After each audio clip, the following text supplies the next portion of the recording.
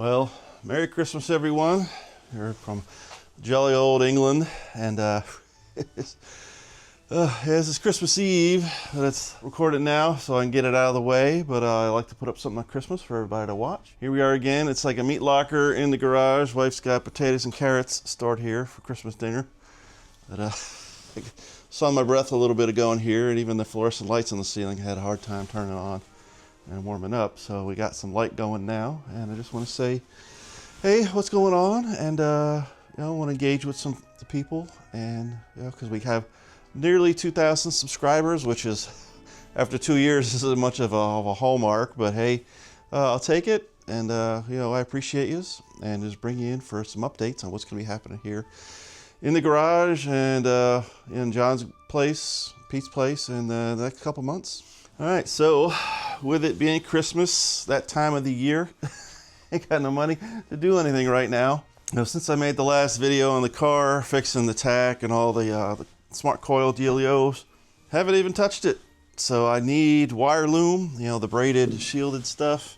I want to put some smaller stuff on here. I think that's too big for an ugly hanger right up front. I need to wrap some loom around the back. Need to order some, that costs money, so that's on hold until I can place an order from Summit. You like to get over $100 or whatever stacked up so you can get some free shipment, especially over here to England. So this is on hold for now. I just had it running. The engine is warm. That's the only thing putting some heat in the garage right now. Just need some break-in time. I need to get underneath where the oil drain is for the turbo, because the drain is rubbing on the chassis frame rail. And I don't know why, because when I first made the modification, drilled the holes, but since I pulled the motor out and put the motor back in, didn't change anything. But for some reason, something moved around a little bit, and that's not exactly centered in the hole anymore, and certain things are moved. I don't know if it's just in the saddle of the K-member or something like that. Something changed, but yeah, it's not in the exact same position. So that's rubbing, and I'll have to either fix it, or I got this stuff from work. They call it anti-chafe. I don't know if it's like nylon or Teflon or something like that, but it's hard and slippery. I don't know if I want to wrap this around the tube so it doesn't rub through and cause any problems in the future. But other than that, this car hasn't been done, and nothing's been done with it. Have it sitting on the charger here, keeping the battery topped up, and I figured, when you ain't got any money, what do you do? Well, we're going to switch gears a little bit, dig into the parts stash, and I think we're going to get ready to start upgrading all the brakes on the car. I mean, it's still the stock brakes all the way around, pretty much mint condition brakes, hardly any miles on anything since, the restoration. But I've talked about this in the past. Some of the loyal subscribers, it's been sitting in the boxes for a while, but I got a set of racy aerospace components front vented disc brake conversion 4-lug, which is pretty rare.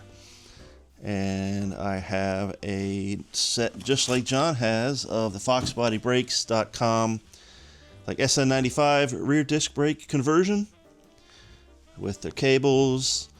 And I mean, they had their pads with it, but I looked up the number on the pads, and they're like power stop, Qualcast, generic AutoZone pads. So I got myself some Akebono rear brake pads for it. And I ordered a master cylinder. So this is going to be a 95-96 Cobra master cylinder, because they had the 2-pot calipers in the front. They had the bigger SN95 calipers in the rear. So I figure this is good for this brake setup.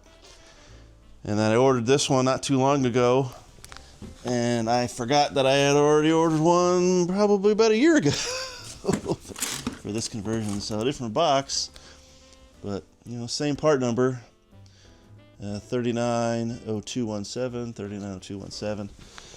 Well, I got an extra master cylinder now for a 94-95 Cobra. But with these brakes and the changes they make, they're going to change the offset of the wheels are going to make them stick out a little bit. So these are already at their limit width, so I needed to get a set of 1 inch shorter A-arms for the front. So there's a Team Z K member on the car, so I'm going to take those A-arms off, put these ones on, and once this brake stuff is in place, that's when it's time to put the line lock brake in, tie it to the master cylinder, round out everything, and that's a good place to be for when springtime driving season comes. And I'll need to get another alignment on the car, but oh well. But these are all kind of parts that I had accumulated for a long time, and is now I just got to do some work, since it shouldn't cost me much. I don't think I need any other parts. I have all the brake flaring stuff. I got brake line. It's got braided hoses for the front and rear, so we're gonna make all that happen here probably, I don't know, whenever I get the motivation to get into it after Christmas here. So yeah, start taking things apart, and I'll start making some episodes on that.